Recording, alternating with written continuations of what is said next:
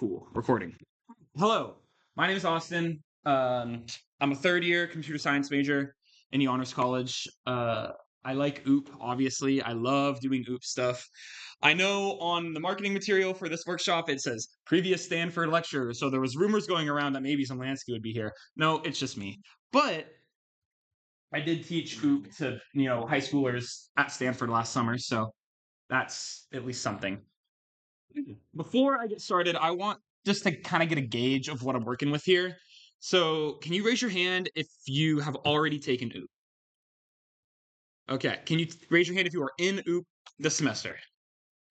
All right. And can you raise your hand if you have not taken it yet, but you're planning on taking it eventually?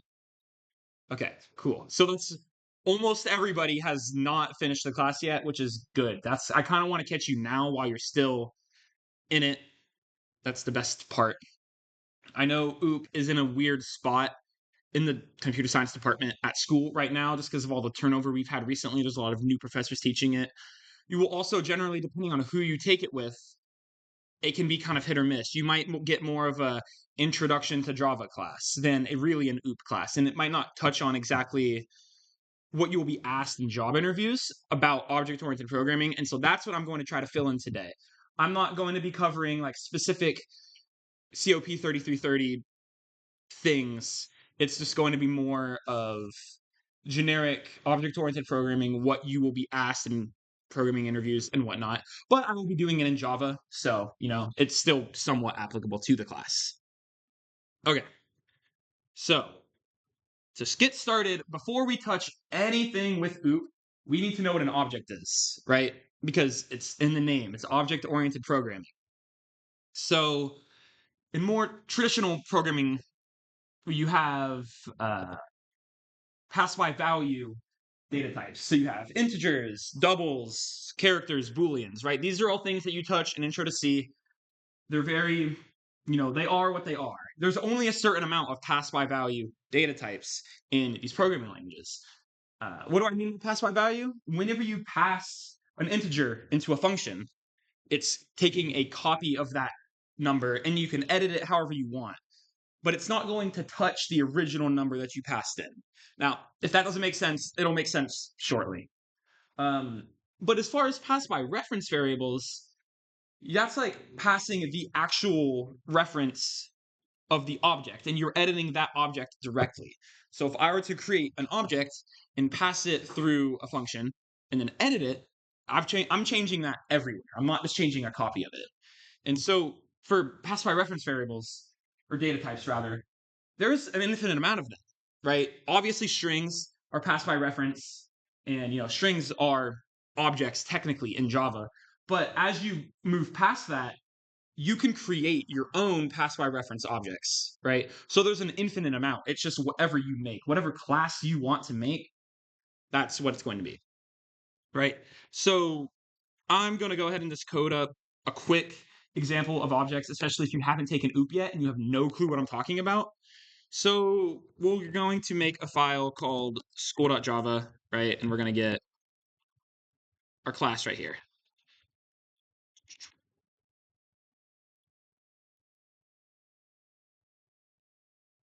And I forgot to mention this, but if at any point you have questions, just feel free to raise your hand. I will probably miss stuff and then circle back on myself just because I'll forget. Okay. So we have a file here called school. We're going to ignore that for now and move past it. That's just some boilerplate stuff for us. Let's say you are making a program to keep track of students in a class, right? So we have this, I shouldn't say class, like students in a school, because class is a reserved keyword. So we have this class called school. This is where our main method is going to be. It's where we're actually going to run our code. But down here, I'm going to make a class called student, right? This is the core, if you take nothing else away from this workshop, this is what I need you to remember, okay? This is us actually creating an object, right? So in our student, objects have what are called fields and methods. So at the top, we're going to have our fields, and you can think of fields really as just adjectives for your object, right? So you could say, well, a student might have a name, right? And then a student might also have like a current grade in the class. So these are the student's fields. These are their traits. Um, it's kind of like in a struct in C, you can just get that value from the student.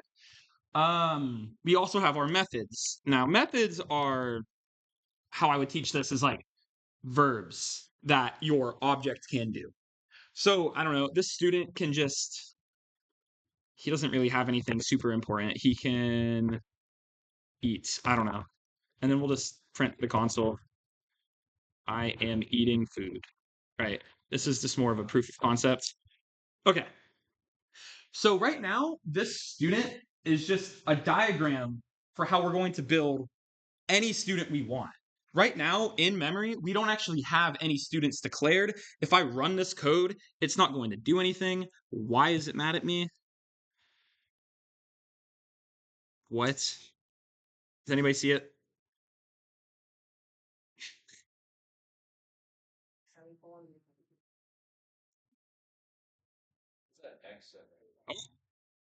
There we go. Thank you. Okay.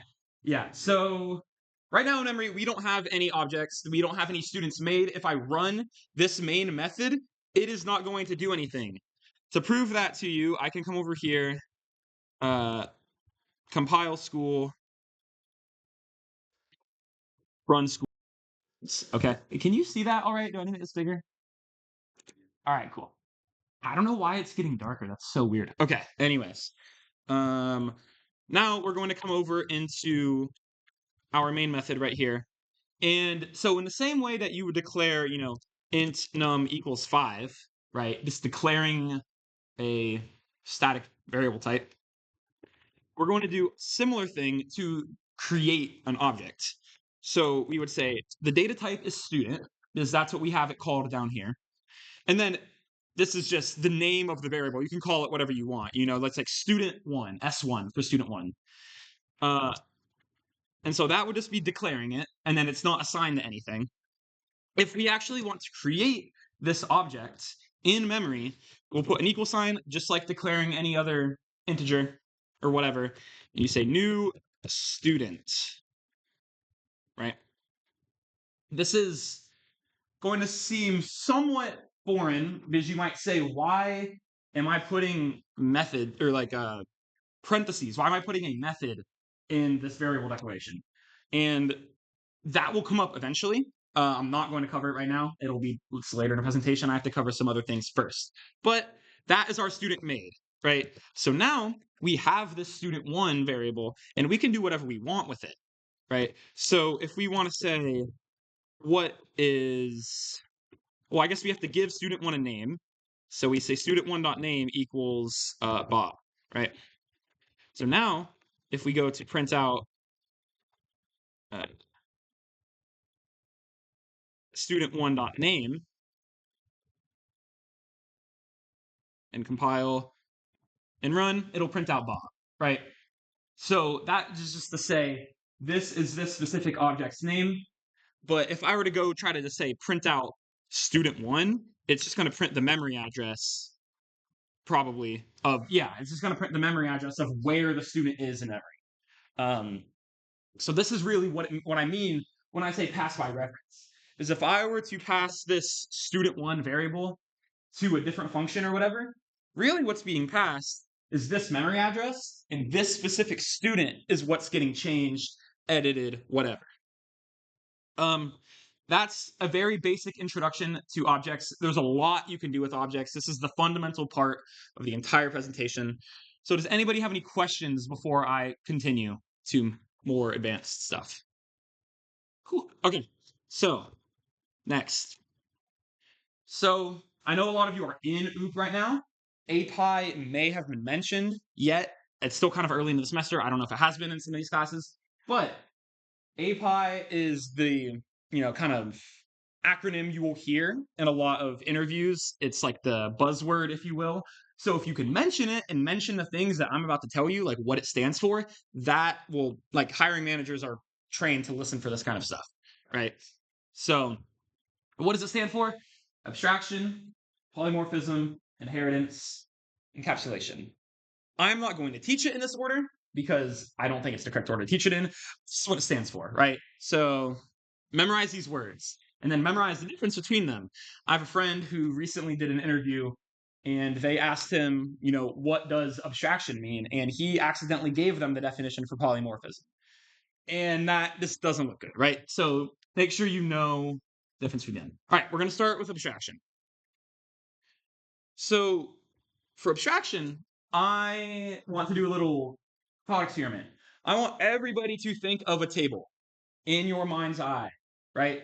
This table, I just want you to think of one.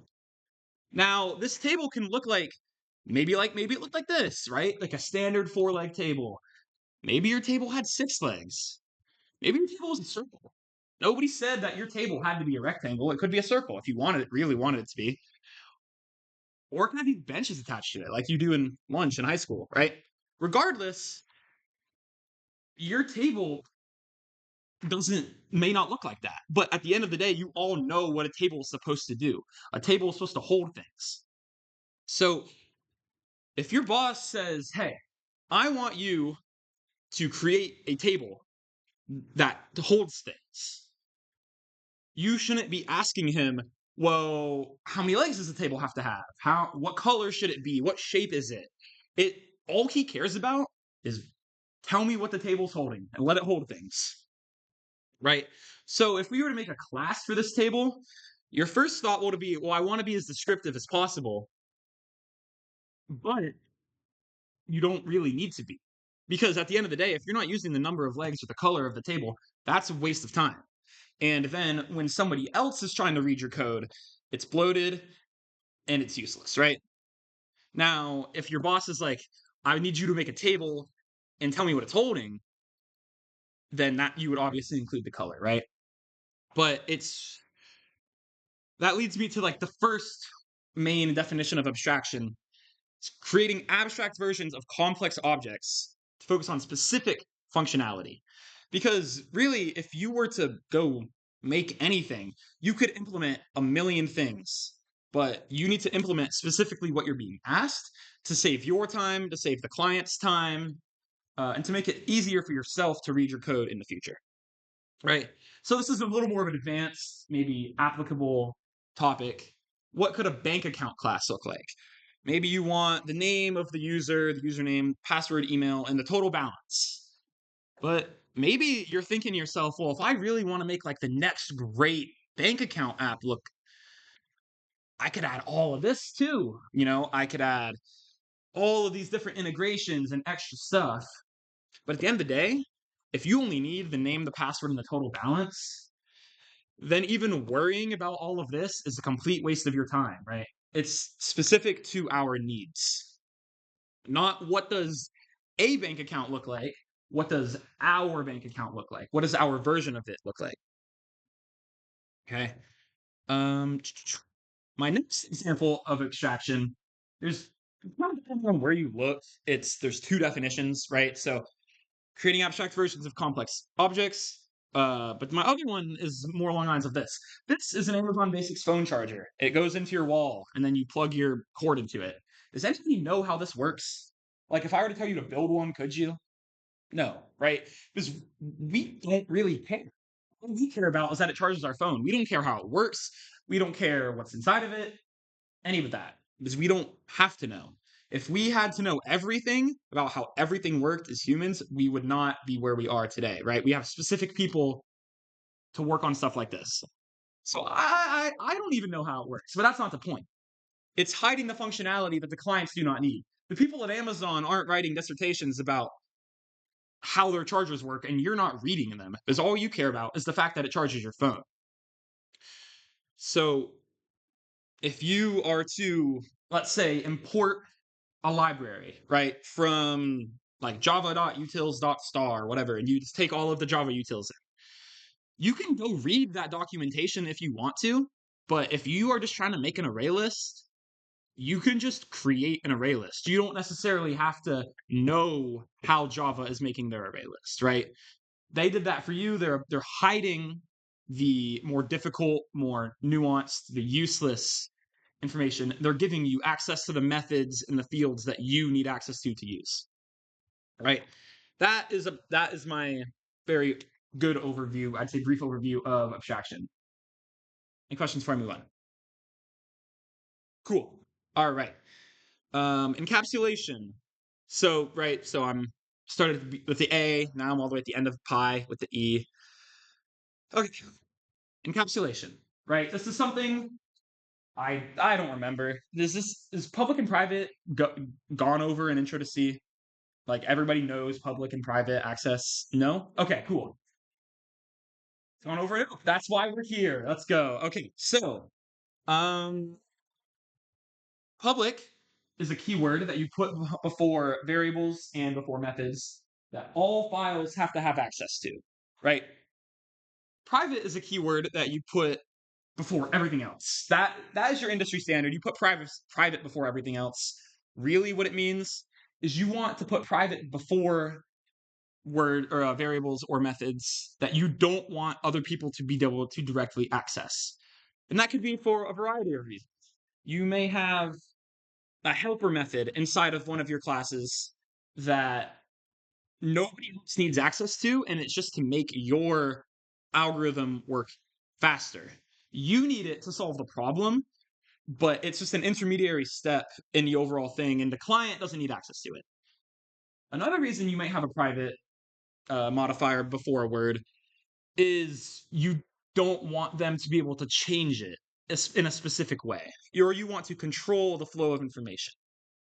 That is the main definition of encapsulation, is controlling the flow of data. You have access to everything, right? So here are two examples of code, and I will live code this up for you just to show you how it works. But on the left, you have a variable that is public, right? Public int number of legs for our table.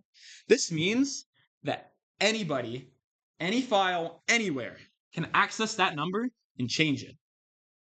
And that's really dangerous because, especially if you're working in a big project with a lot of files, and you may be working with people on your team who didn't write this file, they have no clue how it works. They just want to get the number of legs.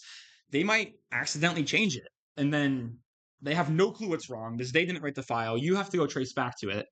So the solution is you make the number of legs private, which is the field at the top, the private keyword, and then you create what is called a getter method.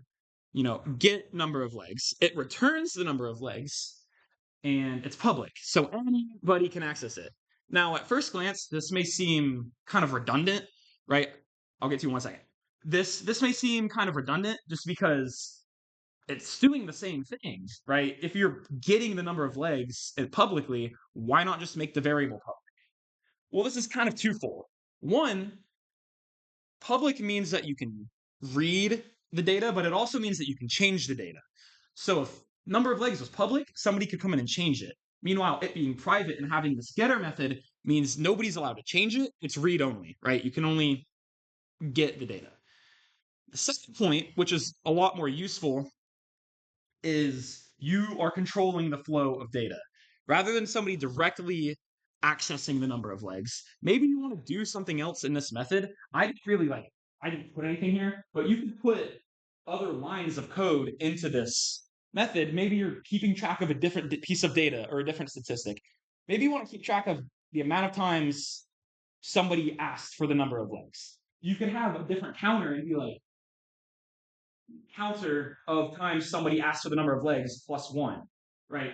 You couldn't do that if this was public and it was being accessed directly, but you have control over the flow of information, so you can do whatever you want inside of this method. Did I answer your question? No, not yet. Okay, what's yours? So if public variables can be accessed anywhere, then what's the difference between public and global? Okay. So is global a keyword or is it just like global scope? Okay. So that's actually a really good question. That's more of a scoping thing, right? So this is going to be a quick side tangent. Scope would be like, I guess I'd do this easier if I show you. In this example, right, we have here, I'm just going to make a different function called uh, I can't think of a function name. Wow, stuff. right? So if I were to have a variable inside of stuff called num, right? I set it equal to 1, and then I had a different variable inside of here called stuff2. I can't access num here, right? This is a local scoped variable.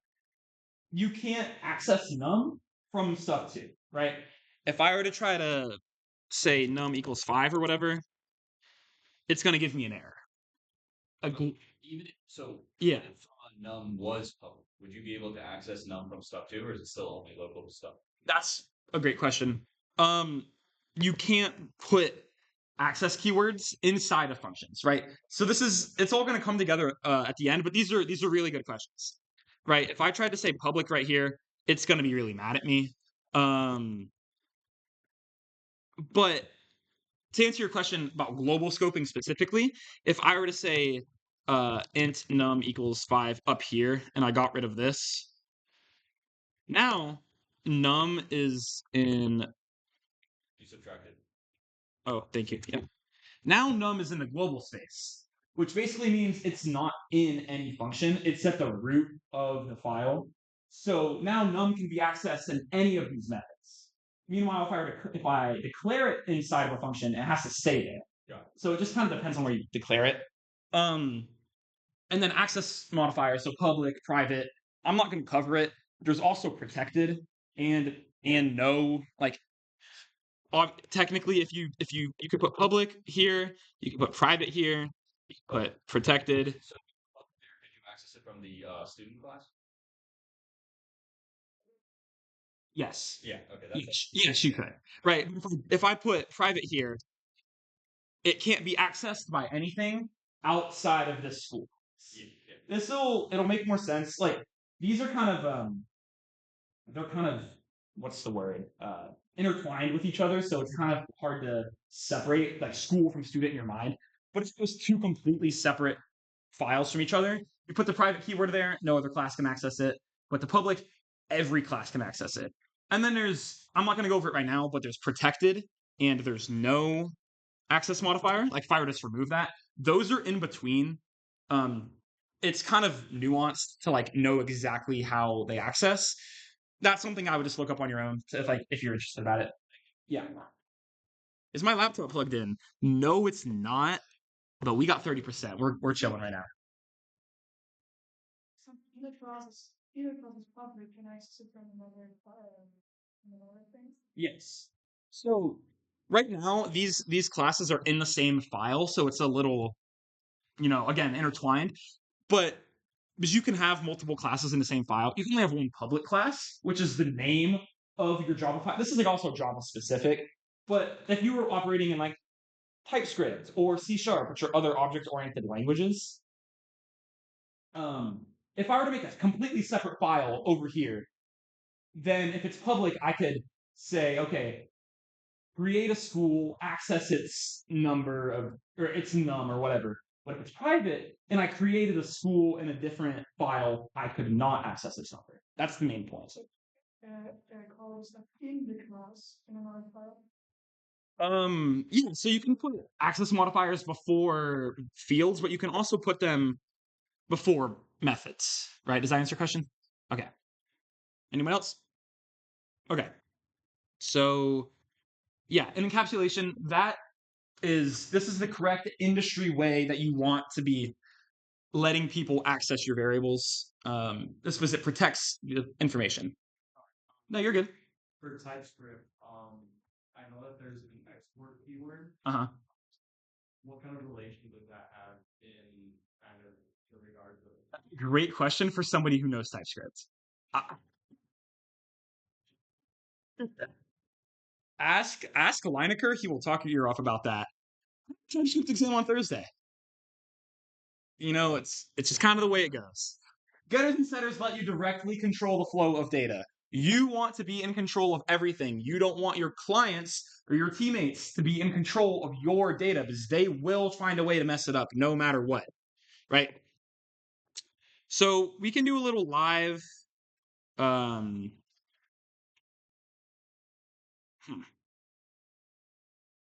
Okay. I will do an example of private and public later. I think it'll make a lot more sense once I explain a couple of the other parts of object-oriented programming. So, any other questions? I'm gonna move on. All right. Next, I believe, is inheritance. Inheritance is like the big one that you're gonna think of when you think of object-oriented programming. This is like probably the crux of most of the problems you'll be asked. Um, yeah. So when you think of inheritance, it's really very similar to taxonomical tree that you would like see in biology class, right? Like you have the animal kingdom, and then you have the phylum and class, and all the way down to the specific species. So, if I go over here, you could say, well, a zebra is like a mammal, but it's not a carnivore, right? So they're all inheriting from each other. So animals have certain traits, and the next I forget what this one says. Right? I should pick up here, right? All carnivores have every trait that a mammal has, but mammals do not have every trait that a carnivore has, right? So that's kind of the same line of thinking for how we're going to be doing it in object-oriented programming. This is your keyword. This is another reserved word in most languages. In Java, it's extends, right? That is how we're going to be inheriting in Java. So we're going to switch gears into a different file, and we're going to do an example with the animals really quickly. So if I were to make a file called zoo.java, this is where our zoo of animals is going to be. Make our main method. Oopsie. Right. Again, we're going to ignore zoo for now because that's where our main method is going to be. We're going to come back to that. So here, I'm going to make just a couple of animals. I'm going to narrate myself as I do it. Feel free to stop me if you have any questions. So first, we need to make our default animal class. And our animal class is something that every animal in our zoo is going to have. This is not going to be correct on a biology level. This is more for a proof of concept. So please do not tell me, Austin, not all animals have legs. This is more of a proof of concept, right? So, all of our animals are going to have a name, and all of our animals are going to have number of cells.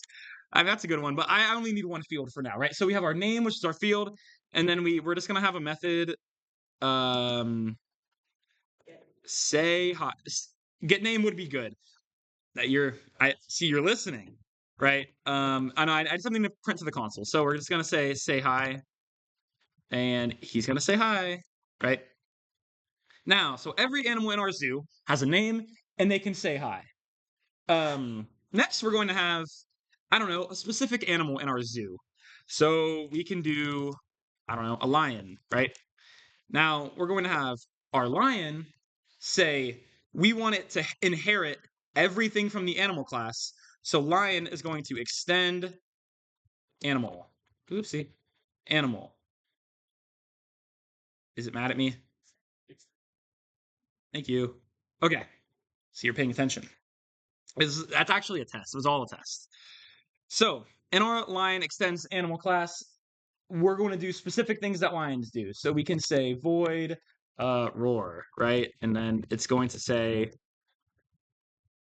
exactly, not all animals roar, but a lion is going to roar, right?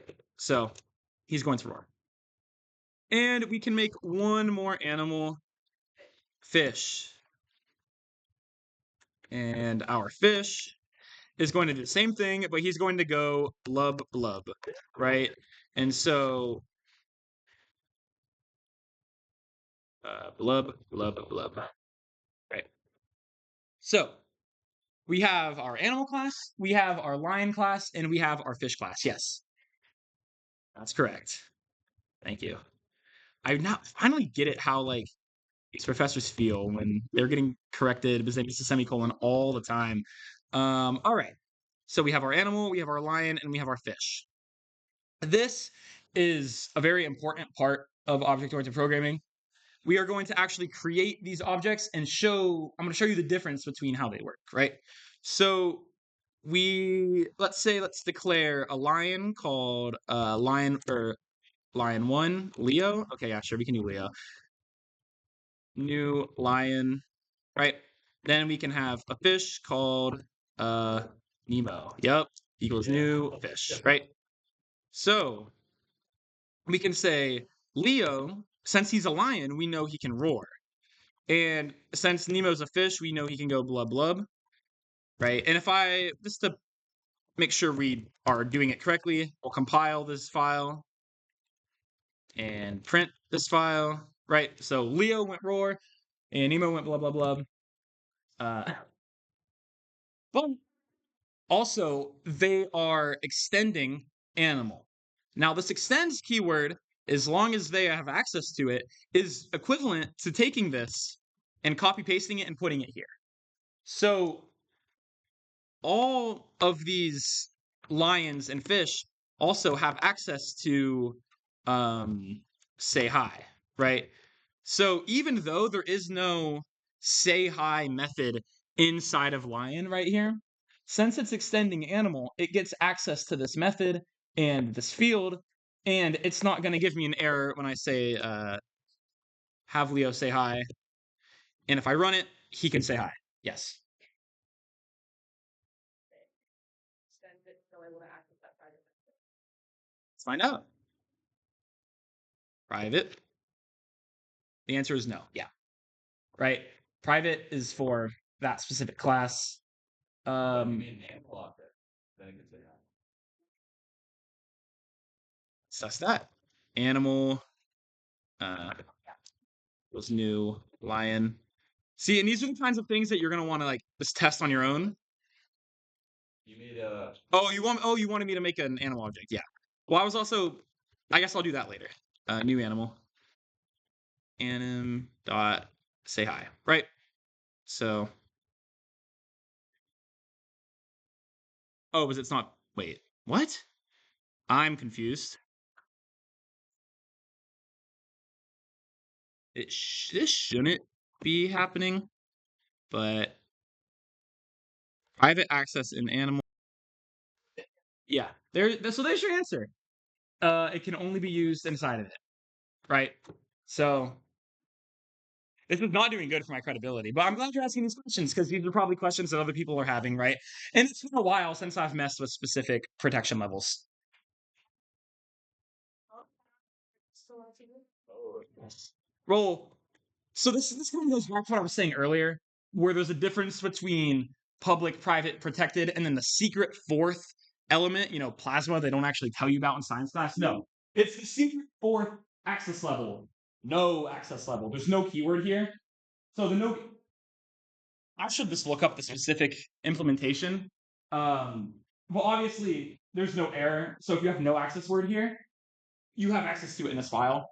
And public is everything. Like public is the most open that you could possibly be. So that would prove that if you put public here, you'd be able to access it up in this class. Isn't the no like keyword? Isn't that just public? No, Are they public? Like, they are different. what's the difference? I don't know, or else I would tell you. I could look it up right now for you. Let's take a vote. Who wants me to continue and who wants me to look this up? Who wants me to continue? All right, so everybody wants me to look this up. Yeah. All right. We're going to show you how a Stanford lecturer looks things up. Give me 1 second and make sure the other tab's open. I don't want you to for my grades or whatever's up right now. I don't know. We don't have a lot of Everyone. Or you can ask our good friend ChatGPT. Between protection Java.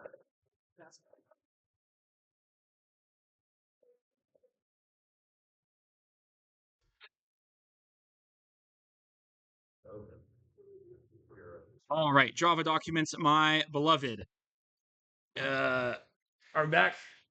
All right, we're back. So we've got public, protected, the secret fourth modifier, and private, right? So at the top, you have the most open access modifier. At the bottom, you have the most closed.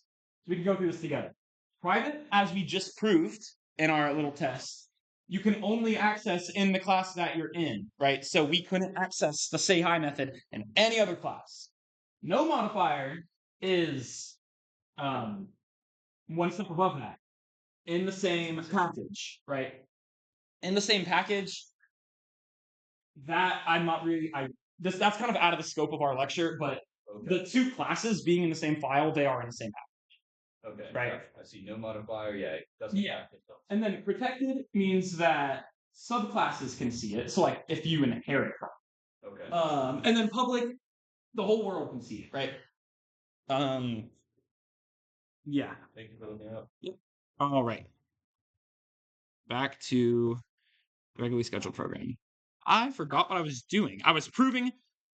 Oh, I was showing inheritance. Yeah. Right. So we have all this inheritance done. But so that I wanted to prove that the lions and the fish have access to the say hi method. But like we also should give Leo a name, right? So we should say his name is actually Leo. Because right now his name variable is blank. Nemo.name, again, just to reiterate, they don't have this name field inside of their class, but they still have access to it because they're inheriting from animal, right? And if I were to print out oopsie, Leo.name, and I were to print out Nemo.name,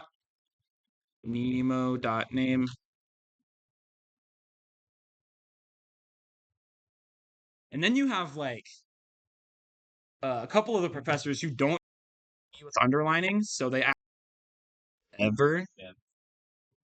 Right. So I'm calling the same variable name. I'm calling name here, but each of these animals has a different name assigned to them. So when I go to print it out, we get two different names over here, right? That is a very basic example of inheritance. But there's some really cool stuff that you can do with inheritance, right? One of the main examples that I will give you right now is you can create arrays of a superclass and put subclasses in it. So if I were to make an animal array, and we'll call this, we'll call it Z for our zoo, right? New animal array of size 2. So now we have an array of animals. And if we want to be able to loop through all of the animals in our zoo, that would require me making an array of lions, and an array of fish, and an array of every other animal we have. And if we keep adding animals to the zoo, eventually it's going to not be maintainable. So instead, you can just create one array of superclass, the parent class, and you can put other objects in it. So we can say Z sub 0, the first slot in our zoo can be, it can be, I think I can just put Leo in here. Yeah, and then for Z.1, we'll put Nemo in, and then we can say for each, yep, it autofilled for me, but for each animal A inside of our zoo, we can print out their name. Z.name. And I'll remove these. Why is it mad at me? Oh, wait. A.name, rather. Okay.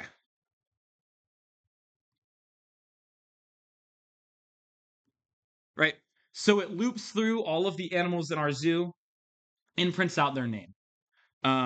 Even though this array is of data type animal, we can put other data types inside of it. Right. So that's one of like the main applications of inheritance. Later, I will show like some like real world code that I've written for stuff that's like done well in Nighthacks projects and stuff. Just to show like an example of it that I've used personally. Did you have a question? Oh no, you already. All right, sweet. So I think really quickly, because I don't think I have it in this presentation, and there's not a good spot to put it, so I'm going to put it right here while we're here. Let's say every lion has a certain number of cells, right? Again, this is not going to be accurate. Let's say every lion has 100 cells. Every single lion in the universe has 100 cells. So when I'm putting int cells 100, this means that it could be different for every single lion. If I were to make 2 lions and then change one of their cell counts, it would not change for the other one. It would only change for the lion that I changed.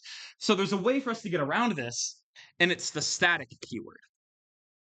Static in an object-oriented language means that this is going to be the same for every single lion. If I were to go up here and say, all right, Leo.cells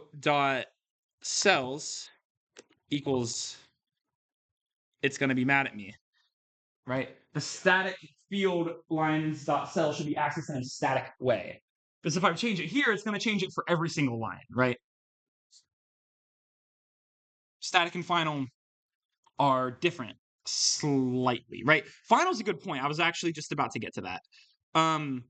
So let's say like the scientists make a discovery and they say, actually, lions only have 90 cells. They don't have 100 cells. It's static, so it's going to be the same for everybody if you change it, but it's not final, which means you can change it. But like you said, that's a good point. If I were to say final before it, which is another keyword, right? Anything highlighted in blue is like going to be a reserved keyword. Final means that we can't change it ever. So if I come back up here, it's saying, cells cannot be assigned. It is stuck forever. Lions only have 100 cells. Does that make sense? Sweet. All right. We want to comment that out, and we're going to save that, and we're going to come back over to inheritance. Is there anything else I wanted to talk about? I'm going to do an example from scratch that kind of ties in everything. I'm going to try to get an example of everything at the end once we get through all of API. Polymorphism. All right. Let's see.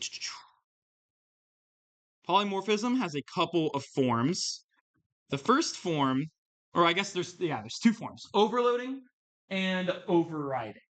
So for overloading, that is when we're going to have 2 methods in the same class that have the same name but different parameters. So they're going to do different things. So let's open up another example. We're going to call this one math.java. And in math.java, we're going to have, let's say, add just a couple of add functions, right? So we're going to have int, not int void, int add, and we'll say we're going to add int a and int b together. In here, we're going to return a plus b. And then let's say we want to actually add more than these 2 numbers together. So we can have int add, and then say int a, int b, and int c. Come on. And we're going to return a plus b plus c. So these 2 methods have the same name. And normally in, I think in C, I don't think you can do this without, right? So it would freak out. But these 2 methods have the same name. And the only reason it's not mad at me is because they have different numbers of parameters. This is very, very useful. You will see this in a lot of API documentation, really everywhere. The main place I see this is I do a lot of Unity stuff. So whenever you go to declare a new vector, there's like 17 different ways you can make a vector. But every time you call it, it's just going to be vector 3, whatever, and then you put in different parameters. Depending on the parameters that you put in, it's going to call a different function. So, yeah. You said number of parameters. If you had in the parameters in A and don't B, could you still do that? Or Yes. you should be able to have like a double A and a double B. That's a good catch on my semantics. Let's see it. Oh well, it's not. Hold on, it's not returning int. Return 5. Yeah. So as long as the parameters are different, if I gave it the same parameters, that's when it starts freaking out because now it can't tell the difference between them. That was a good catch. Okay. Up here, we're going to do our main method. And we can say, I'm just going to prove to you that they will do different things. So if I add the numbers 3 and 5 together, oh, they're not static. This is another thing. Whenever you're operating in Java, let's say you're not doing an object-oriented problem in Java and you're literally just like solving an algorithm with no objects in it, your methods have to have static before them, or else it'll treat it like it's a part of an object, right? Static just kind of turns your function into a default function that you would find in C, right? So why is it still mad at me?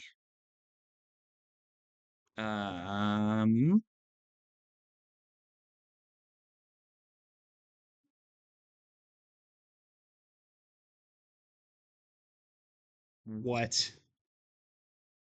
Oh, there we go. Okay, it's not mad at me anymore. The fix was VS Code being stupid. Like there was nothing wrong with it. It like the error code hadn't updated. Right. So here now, so we have these two add methods being called. We're adding 3, 5 together. We're adding 3, 5, and 3 together. Right. They're going to print out, hopefully, different things together. Right. So 3 plus 5 is 8. 3 plus 5 plus 3 is 11. Right. So that proves that this first call went here. The second call went here. That is method overloading. Now, method overwriting or overriding, depending on your language. Yeah. Why does it have to be static? So, if it wasn't static, this every file, this is like a Java specific thing. In every Java file, it's treating it like a class, right? So I could create a new math if I wanted to. Like if I was in a different file, even if I have no intention right now, I could say create new math. But there's no reason to. So if I were to say, but if I have the option to say create new math, and if I did that, then it would say, math.add, and then add these 3 numbers together. Math.add, and add these 2 numbers together. Putting the static keyword in front of our method means that it's not a part of it. And it kind of, the best way I can explain it in like a simple term is it just kind of turns it into a regular function. Like I do like competitive programming in like Guha's like LeetCode class, right? And for those labs on Fridays, I do all my problems in Java, but I've never really at all had to use object-oriented stuff. So like when I do solutions to those problems, all my functions are just static, right? Because it's only for that file, not object-oriented at all. That makes sense? Okay. So method overriding or overwriting, it kind of just depends on your language. This is when you take a method in a subclass and replace a method in a superclass with the same method, right? So if we go back to zoo, because I already have this inheritance set up, and let's say our lions don't speak English, they speak Spanish, right? So we can say override void say hi, and then our lion is going to say hola, right? So this is taking the method from the animal class, which is already in the lion class, right? The extends keyword is taking anything that's not private and copy pasting it to the top of this file. So now we're saying, well, actually, our lines are going to do something different. We're going to override it and change the function of that method. So if I run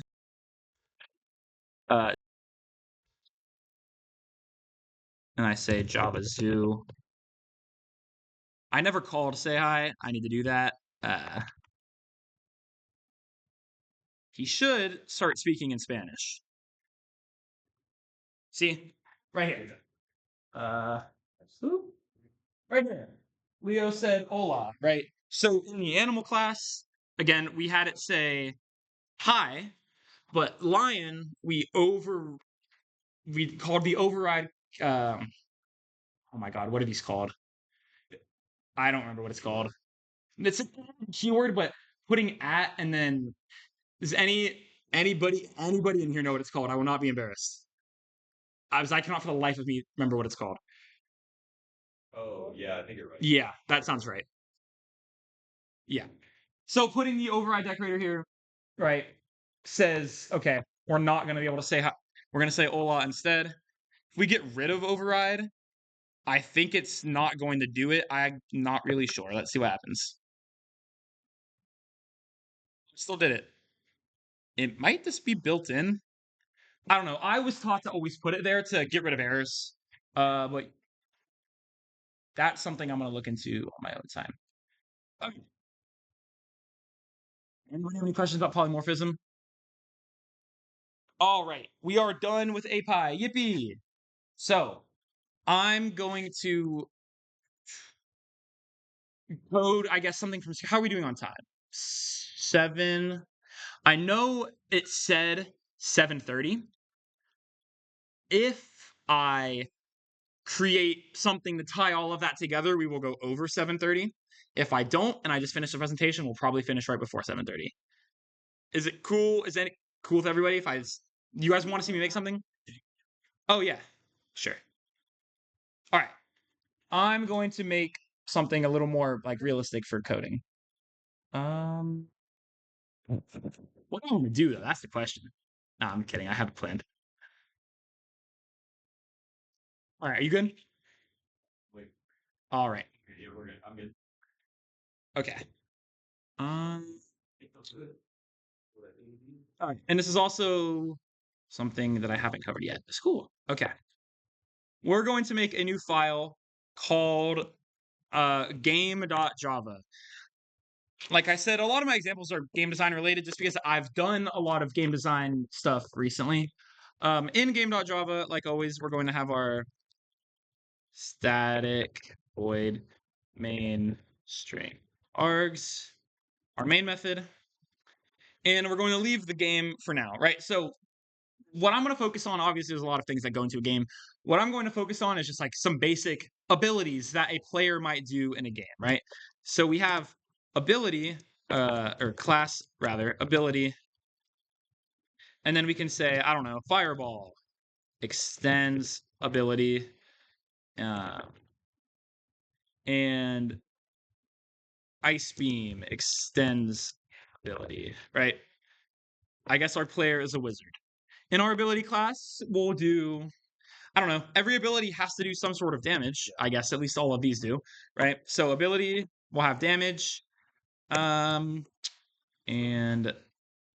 we'll say It doesn't have like a cost, like a magic cost. imagine this.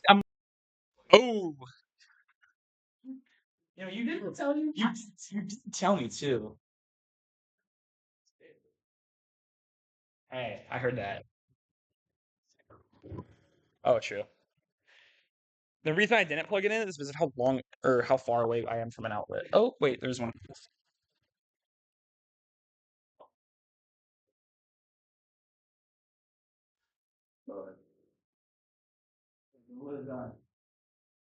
All right. Imagine the recording gets corrupted in half of that. So that'd be real funny. Okay. Our abilities are going to have damage, right? And then fire. I don't know. And then void. No, actually, we're just gonna do that. Fire and then fireball and ice beam. They're not really gonna need anything because they already have damage copied over. But I guess actually no, I lied. I know what we're doing instead. We're going to have void do damage. There is now I'm going to go over something that I haven't talked about yet. It's called the abstract keyword. This is, I think, the final, not the final, because that's also a keyword. I tried teaching once with like the this keyword, and so I couldn't say the word this the entire class. It was really bad. This is one of the remaining reserved words that you're going to be using for object-oriented programming, and it's called the abstract keyword. Now, abstract means that we do not want to create this class, right? So we don't want to make an ability because there'd be no use for us to just make an ability, right? We do want to make fireballs and ice beams, but there's no use for just a standard ability. Kind of the same way in the zoo, if I were to make the animal class abstract, then we can't make any animal objects. It's like, what is an animal object? We can only create specific implementations. Yeah. So how does the abstract keyword that you're teaching now, how does that relate to the abstraction concept that you covered? Really doesn't. Like, as far as like definition of abstraction goes, I'm sure like again, if you look at different websites, they're all going to have different definitions of these different terms. Sometimes they swap them. Sometimes they take things from encapsulation, put them in abstraction. Same kind of thing. Gotcha. I think I covered most of it. This kind of how it delineates is really up to you. When you get asked about API, I think one of the best strategies for any interview, but like specifically in this instance, is ask for clarification, right? So if they're asking you to say like define abstraction, you might say like, can you be more specific? Or in what circumstance am I using it, right? That's also just a good skill or practice that you want to implement in any interview, because a lot of times when they're asking you questions, they might not want you to give the answer. Or they might think there's no way this kid knows the answer to this, but I want to see how they try to figure it out, right? So asking good questions like that is important. Okay. Abstract class keyword or abstract class ability. That means we do not want to make any abilities. We just want to make fireballs and ice beams. I'm going to be completely honest, I haven't done the abstract keyword in Java recently. So this is, I wish I could just show a better example of this. Let me test something.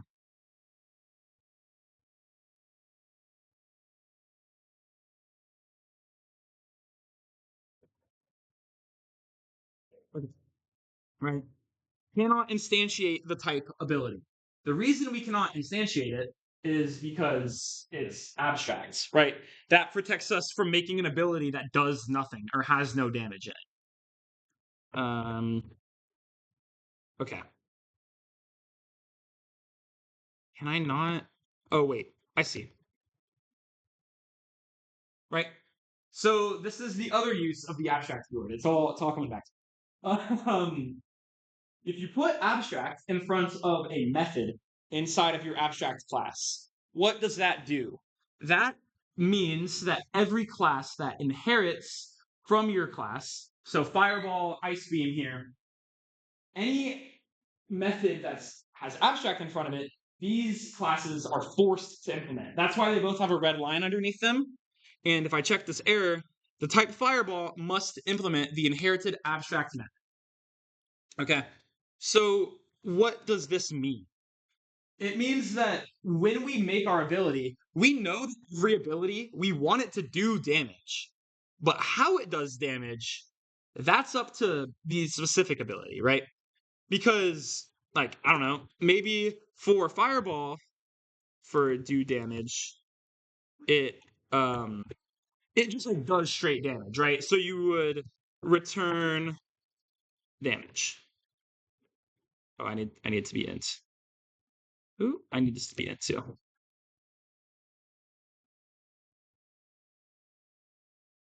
Damage. And then no, go away void. For our ice beam, we will say override int do damage. But our ice beam is going to be like over a specific amount of time, right? It's like if I throw a fireball at somebody, it just hits them once, it does 1 damage. But if I'm shooting a beam at you, maybe it's like the amount of damage times the amount of seconds that I'm hitting you with it. So ice beam will have a duration, and we'll return damage times duration. Okay, so now we have Fireball and we have Ice Beam, and they're inheriting the abstract method do damage, but they are implementing it their own way, right? The abstract keyword means I don't care how you implement it, but you have to. Do I have to use override? So when I clicked on it and it auto-generated that method, it put the override thing there. The last time I did this, it yelled at me when I didn't. I think this could not be true. Like, could have this been updated? I could be doing different. But I would put this to be safe. I can also Google it right now, but I probably should. But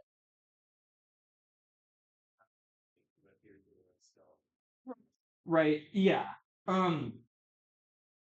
Yes. So we have the abstract keyword, forces these to implement them. But also an abstract class can have like other methods in it. Right? And now this just operates as this, or do stuff rather, it just operates as any other method getting inherited, right? So you want to use an abstract class when you need to specify certain methods, but you may not have to specify all of them, if that makes sense. In this example, maybe you can have a method that's like as a event, and then it has like an effect that is optionally like strong. If you wanted to do like a without Yeah. I mean, you could do that, but that would require us to like make a bigger tree, for example, right? So right now, kind of in our taxonomical tree, we have ability at the top, and then directly inheriting from those is Fireball and Ice Beam. If you didn't want to have duration down here be different, you could have maybe ability, and then inherited from ability, you have projectile and you have beams. And then inheriting from projectile and beams, you have Fireball, Ice Ball, whatever, and then you have Fire Beam, Ice Beam, whatever, right? So that's kind of how you want to split apart your responsibilities. That's also something we'll talk about in the back, like core. I say back half because I split it in half, but really it's going to take like a fifth of the time to go over that. But that's the main use of abstract keyword. Does that make sense? Anyone have any questions? Yeah. Sure. Yeah.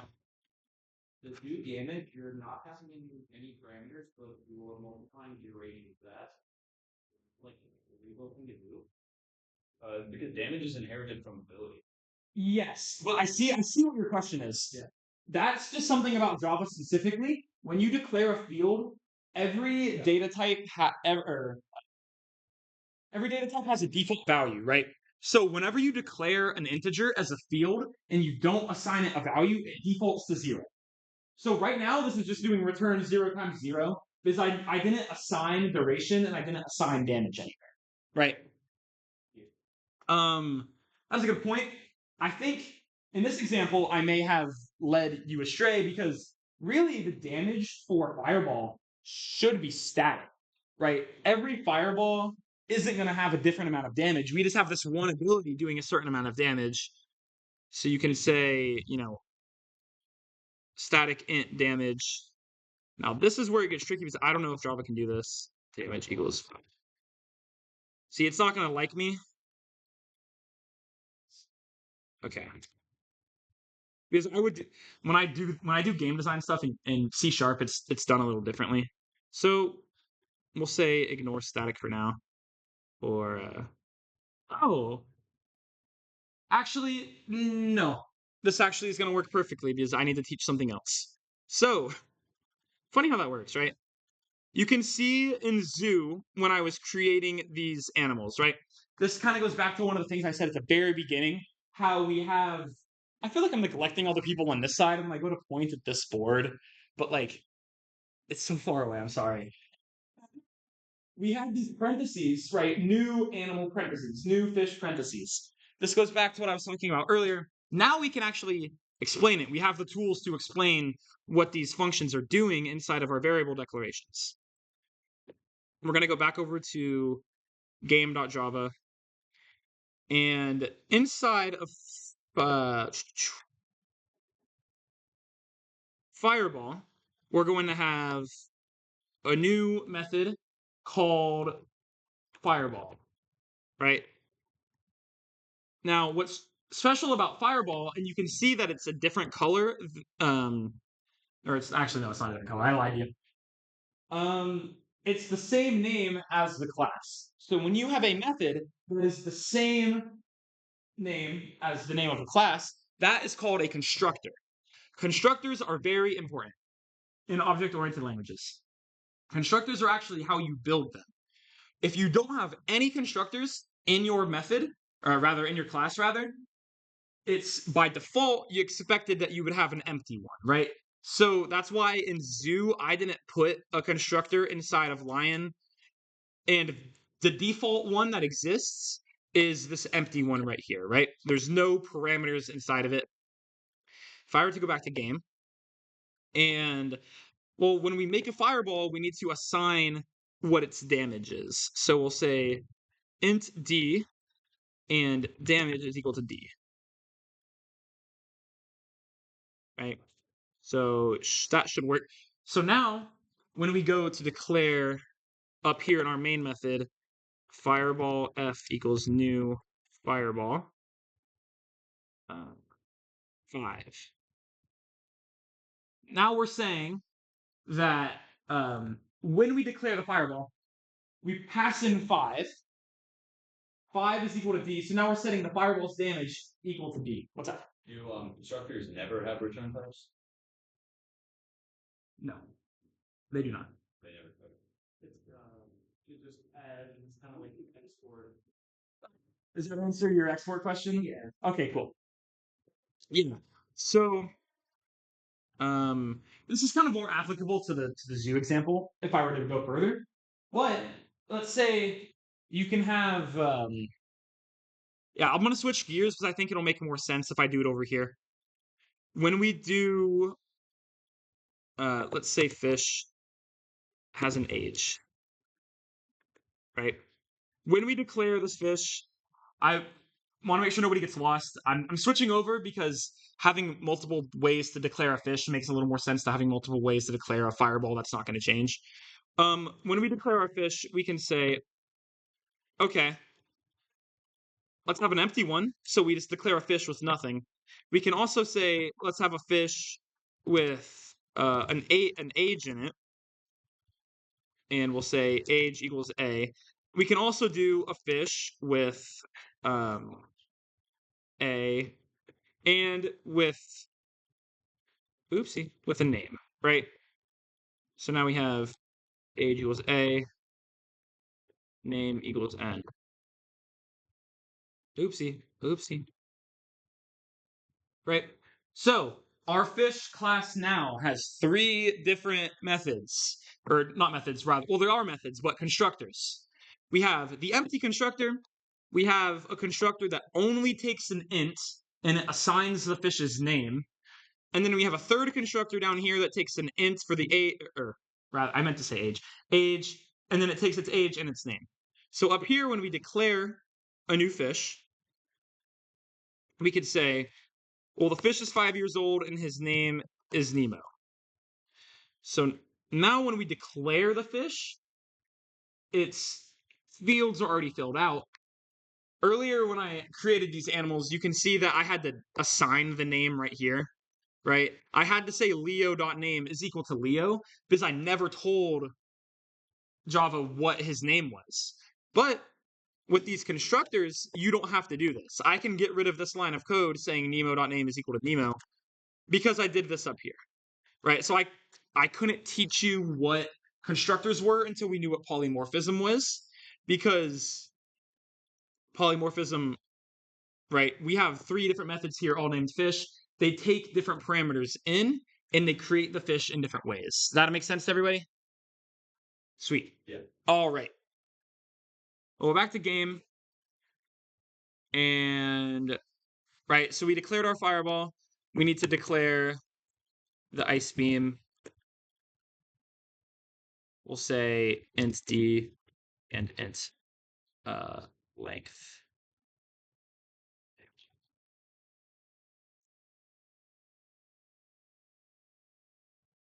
Okay, so now if we have a character up here with like a specific amount of health, Ice Beam. See, Ice Beam's gonna do 2 damage, but it's gonna last for 3 seconds. We'll go down here and we'll say int health equals 100. You start with 100 health. And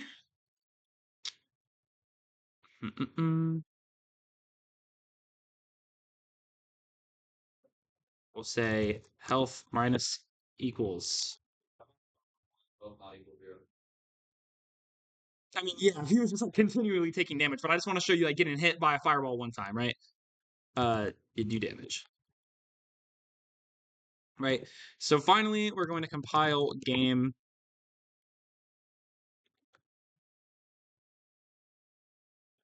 I never printed out the health.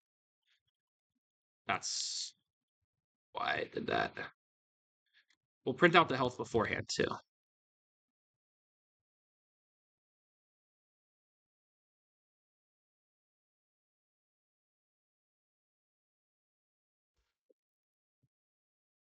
So, if everybody can see that, I know. Oh, I thought Fireball did 5. Oh, it does 2. Oh, no, it does 5. what did I? That's a great question. Hey. Hmm.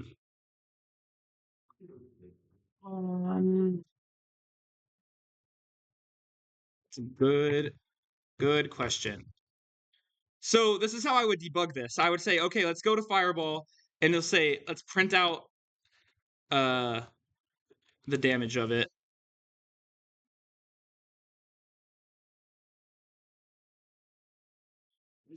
Or does it think it's 2?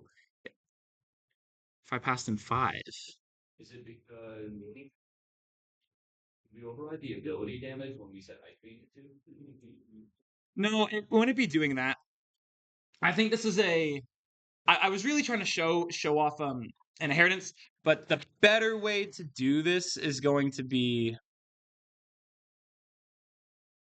man, I do not know. Let's see. We'll print out inside of the constructor whenever I make the fireball. We'll print out what D is. And so it's printing out when I create the fireball. I assign it to damage.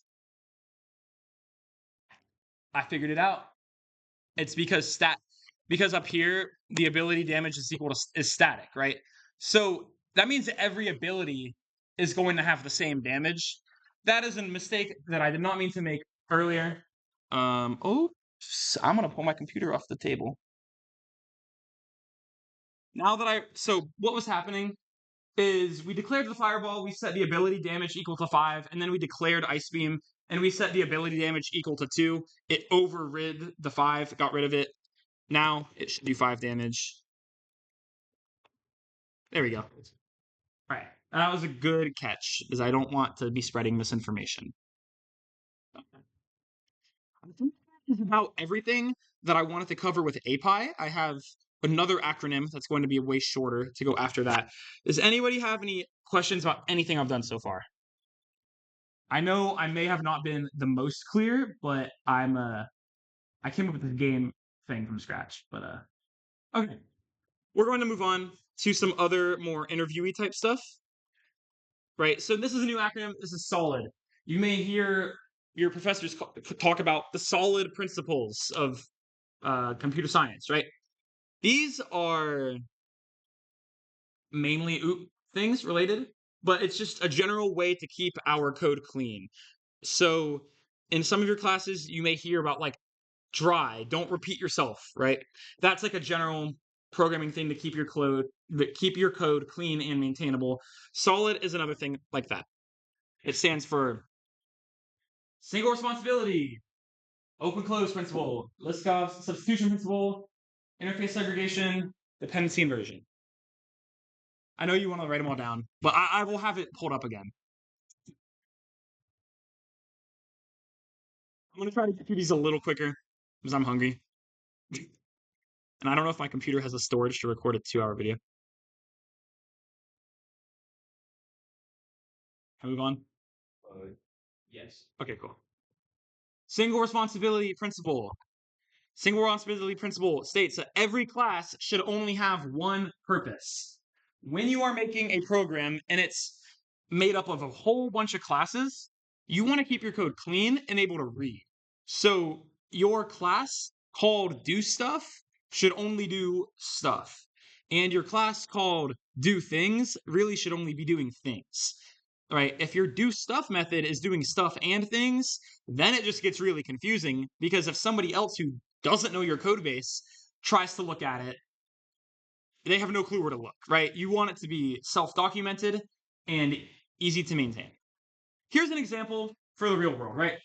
Let's say you're making a pizza restaurant and you need to make your pizzas, right? So you need to make the dough, make the cheese, right? Make the sauce. So you may say, why can this get one employee and only pay for one employee and train him to do all three things? But what happens if that employee dies?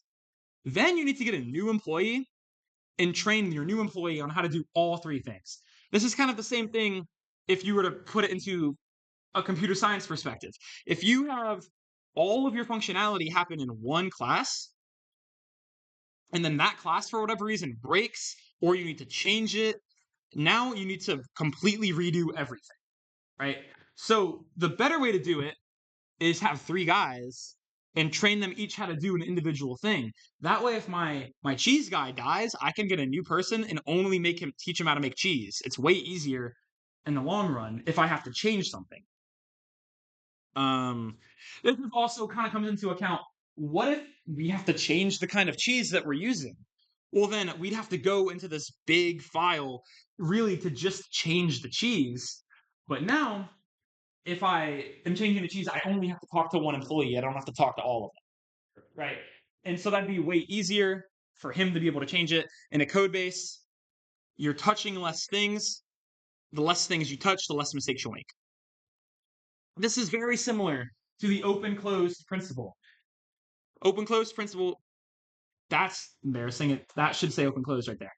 Classes should be open to extension, but closed for modification. This means that our pizza factory, all of our people, like let's say if the cheese guy wants to make more cheese, we can teach him how to make more cheese. But if we want to extend the pizza factory, or if we want to modify the pizza factory and add pepperoni, well, we can't have the sauce guy also start making pepperoni. We cannot modify the sauce guy's job. That's all he does. We could teach him how to make better sauce or more sauce or change the way he makes the sauce, but we cannot give him a new task. So instead, we're just going to get a 4th guy and have him make pepperoni, right? This is just to keep the factory clean and separate their responsibilities. Same thing here, right? For the code. Liskov's substitution principle. Okay, this one is probably the trickiest to wrap your head around.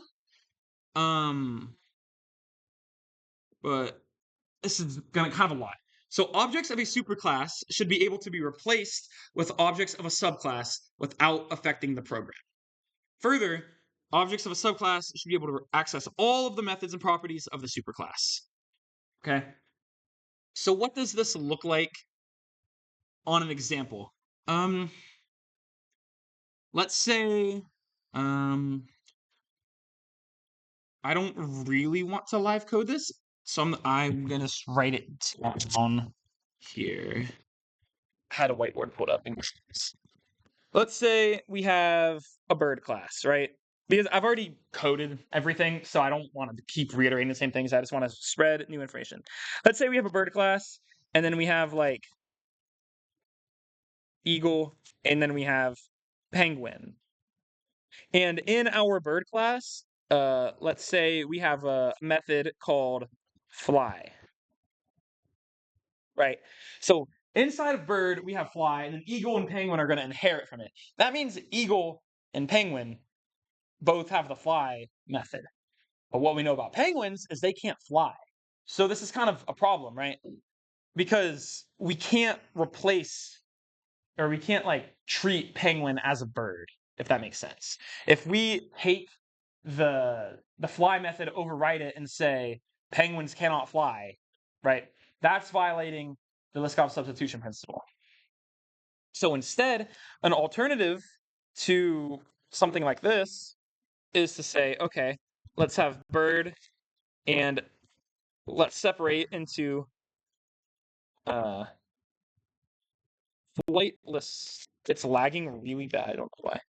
Flight GH and fly. And then we can put eagle. It's lag. Why is it lagging so bad? Falcon. Penguin. Right. So now we have it separated. So the bird class is going to have whatever, a bird has, feathers or whatever. And then in fly, we can put our fly method. And then in flightless, we don't have a fly method. So now when we create a penguin, it's not trying to implement a method that it can't do, right? Because the fly method is here, so it's only going to eagle and to falcon. But up here, the fly method was going to penguin. Penguins can't fly. We don't like that, right? So you want to create your structures to not have those confusing problems. Because a brute force way to get around this in code on our solution on the left that's bad is we can have the penguin class override the fly method and say penguins can't fly. But then there's even no point of having the penguin inherit from bird. So separate, make your tree nice, and have it make sense. That's what Liskov substitution principle really wants you to do. All right, come back. All right. Interface segregation. This means do not force any client to implement an interface which is irrelevant to them. So an example of this is, say, for our pizza restaurant, we have a customer who is vegan, right? And so instead of handing our customer a menu with everything on it, it would be a lot easier if we just handed our customer a vegan menu, right? That separates all of the needs. The customer doesn't have to look at stuff that doesn't apply to them. It doesn't waste their time. And it reduces the side effects and frequency of changes, right? If we have to make a change to the vegan menu, we don't want to have to make a change to every other single menu, right? We only have to change the vegan menu. Yeah. Does that make sense? Okay. Cool. Okay. And our final one, the D, is dependency inversion. So classes should rely on interfaces / abstraction. Something I didn't cover today, but you might want to look into on your own, is an interface. Interfaces are very similar to abstract classes. You will probably learn about interfaces inside of OOP, but it's not exactly as relevant. You can look into it on your own. It's very similar to an abstract class. The interfaces force classes that implement them to implement any methods inside of it. It's like you can think of abstract classes and interfaces like a contract that if you assign it to your class, they have to implement every single function in the interface or abstract. But for dependency inversion, let's see. So I'll make a simple example really quick. Let's say we have, I don't know, I don't want to completely code it out, but I kind of need to do pseudocode. But my whiteboard was lagging, so I'm just going to speak through it, and if it doesn't make sense, let me know. So let's say you have like a light switch class, and let's say we have a light bulb class, right? So our light bulb class is going to have a method called, or like no, rather, let me reverse that. The light switch class is going to have a field called light bulb, right? And so we'll say our light switch is attached to this light bulb.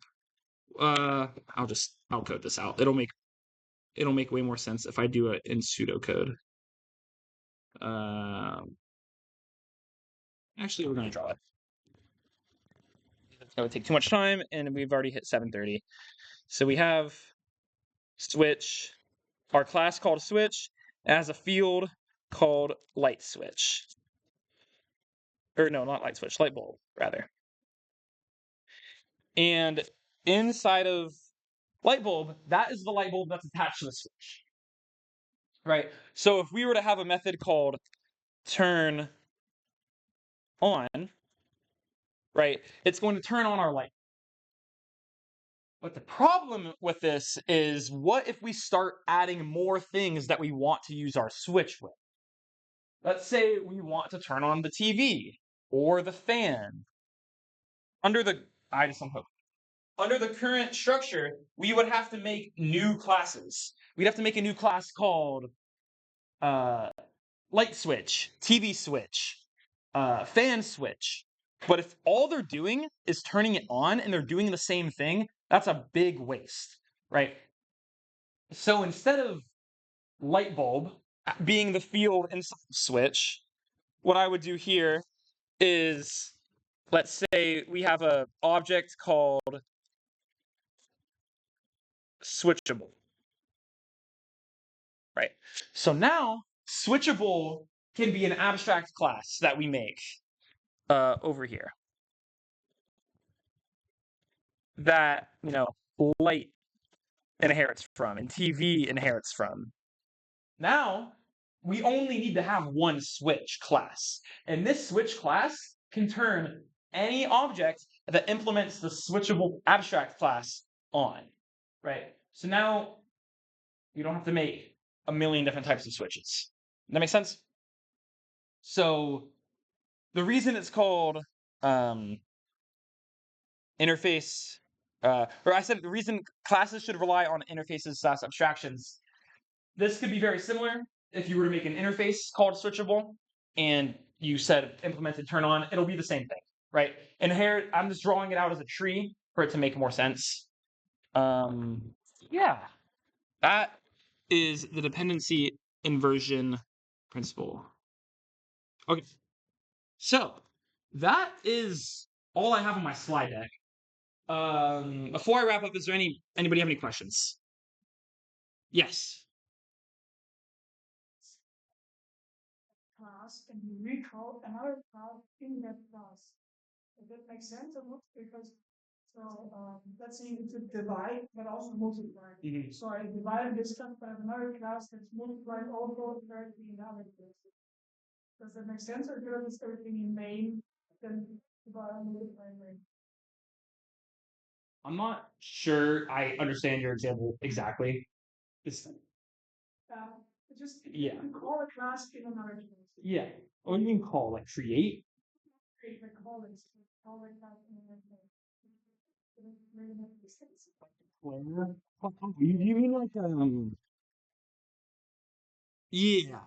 If you want to, you can, inside of class, you can declare another class. Yeah. Like see how right here, this is an example. I put class 2 inside of Fireball, and it's like inside of these brackets.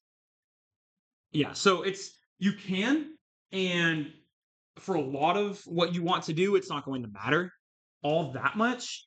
I'm not going to like make up an answer for you. I don't have a specific answer to when you would want to do one or the other. That's something you could look into on your own. I'm not going to feed you wrong information. All right. Anybody else? Okay. So something I haven't added to this presentation, just because it's a little more advanced and you kind of have to master what I've talked about today. And it's also like not taught in OOP at all. It's actually just being taught to me now in my 3rd year, which is kind of crazy. Is oh my goodness, what is it called? Let's pull up Professor Leineker's notes. 1 second. Bothering me. 1 second. I want to give, if you want to learn more about OOP, I'm trying to find something for you to learn about. Okay, they're called design patterns. I figured it out. So design patterns are the next step, I would say, in understanding object-oriented programming. Describe different ways that you would use object-oriented programming. Some very popular things, if you want to look into them further, are the factory pattern, or the abstraction pattern, or the, oh my goodness, what is it called? There's like layers, and there's like, I can picture it. I'm pulling up his notes.